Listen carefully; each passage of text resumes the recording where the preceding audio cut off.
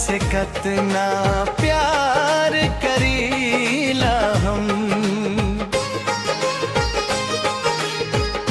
मौका मिले तो हम बता देब हो सनम, तोहरा से कतना प्यार करीला हम। तोहरे नयनवा में डूब के जा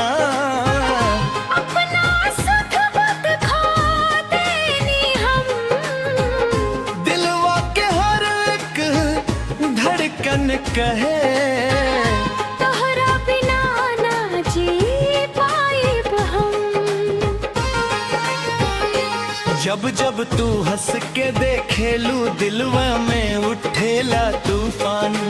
सांसों में बस गईलू ए जा तू ही बा हमर पहचान।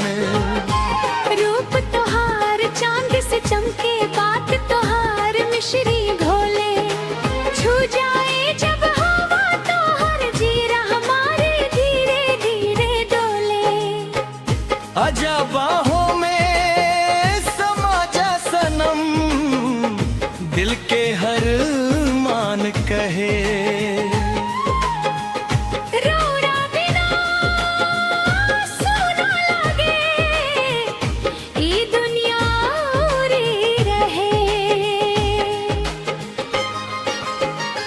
मुखड़ा मिली त हम बता देब हो सनम, तोहरा से कतना प्यार करीला हम। तोहरा खातिर हर खुशी छोड़ी, तोहरे खातिर जीला हम।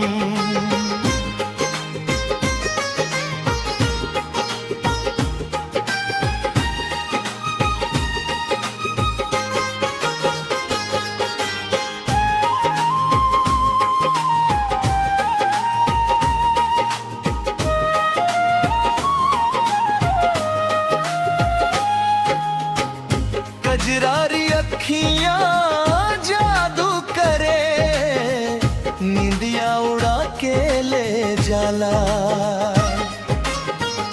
लब पर सजल मुस्कान तोहार, दिलवा के घायल कर जाला। चांदनी रात में हाथ पकड़ के, संग तोहरे घूमे के मनवा, रौरा प्यार के मीठे एहसास में खो जाए के हरदम बा। सातों जन्म साथे रहब ई वादा, आज निभाइब रौरा खातिर जाने जाना, दुनिया से लड़ जाइब। धड़कन में बसल बाड़ू तू, रूह में तोहारे नाम बा। भगवान से मांगल वरदान, हमरा खातिर तू खास बा। जब तू सीना से लागेलू, समय ठहरल लागेला, तोहरे प्यार के नशा सनम, दिन रात चढ़ल लागेला।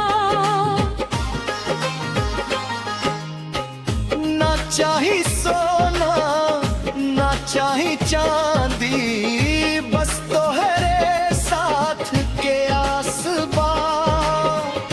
रौरा मोहब्बत मिल जाए तब जिंदगी खास बा। फाइनल मुखड़ा मौका मिली तो हम बता देब हो सनम, तोहरा से कतना प्यार करीला हम। दिलवा के हरे धड़कन सुनलस, रौरा नाम पुकारेला हम।